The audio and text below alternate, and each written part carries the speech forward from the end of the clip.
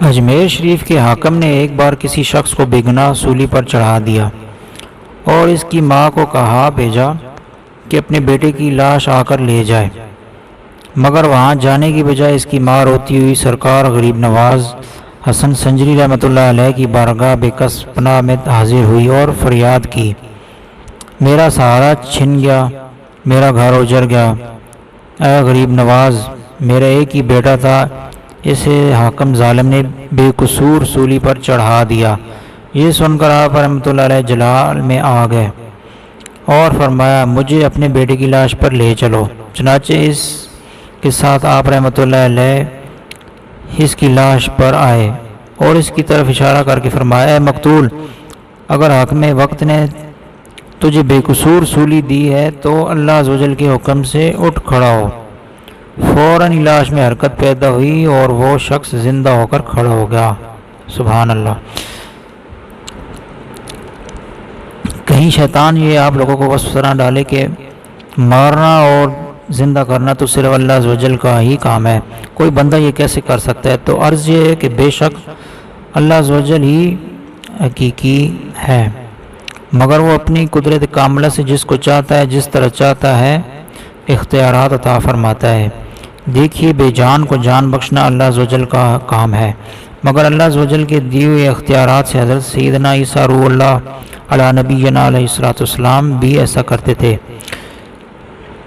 چنانچہ قرآن پاک میں ہے ترجمہ کہ میں تمہارے لیے مٹی سے پرندے کی سی مورت بناتا ہوں، پھر اس میں پھونک مارتا ہوں اور وہ پرندہ زندہ ہو جاتا ہے، اور اللہ عز و جل کے حکم سے۔ کہتے ہیں کہ ایک بار اورنگزیب عالمگیر رحمۃ اللہ علیہ سلطان الہند خواجہ غریب نواز رحمۃ اللہ علیہ کے مزار انور پر حاضر ہوئے۔ احاطہ میں ایک اندھا فقیر بیٹھا صدا لگا رہا تھا، یا خواجہ غریب نواز آنکھیں دے۔ آپ نے اس فقیر سے دریافت کیا، بابا کتنا عرصہ ہو گیا آنکھیں مانگتے ہوئے؟ بولا، برسوں گزر گئے مگر مراد پوری ہی نہیں ہوتی۔ فرمایا، میں بھی مزار پاک پر حاضری دے کر تھوڑی دیر میں واپس آتا ہوں، اگر آنکھیں روشن ہو گئی ٹھیک، ورنہ قتل کروا دوں گا۔ یہ کہہ کر فقیر پر پہرا لگا دیا۔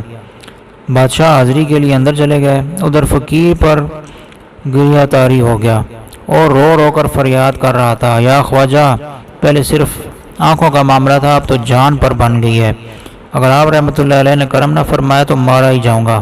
جب بادشاہ حاضری دے کر لوٹے تو اس کی آنکھیں روشن ہو چکی تھیں۔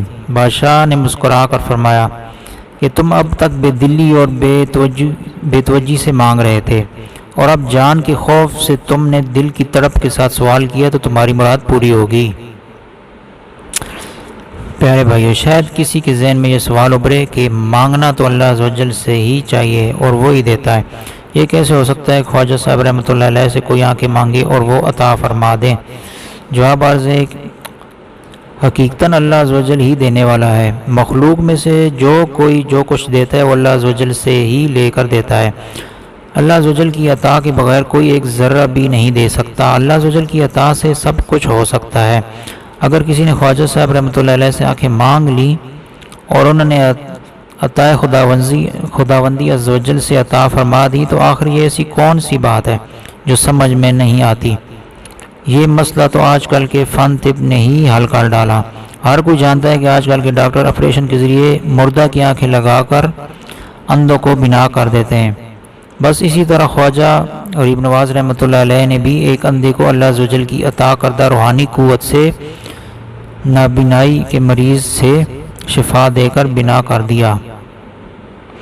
بہرحال اگر کوئی یہ عقیدہ رکھے کہ اللہ عز و جل نے کسی نبی یا ولی کو مرض سے شفا دینے یا کچھ عطا کرنے کا اختیار دیا ہی نہیں ہے تو ایسا شخص قرآن کے حکم کو جھٹلا رہا ہے۔ چنانچہ قرآن پاک میں ارشاد ہے، ترجمہ، اور میں شفا دیتا ہوں مادر زاد اندھوں اور سفید داغ والے یعنی کوڑھی کے مریض کو، اور میں مردے جلا کرتا ہوں اللہ عز و جل کے حکم سے۔ دیکھا آپ نے، حضرت سیدنا روح اللہ علی نبینا علیہ السلام صاف صاف اعلان فرما رہے ہیں کہ میں اللہ عز و جل کی بخشی ہوئی قدرت سے مادرزاد اندھوں کو بینائی اور کوڑیوں کے مریضوں کو شفا دیتا ہوں، حتیٰ کہ مردوں کو بھی زندہ کر دیتا ہوں۔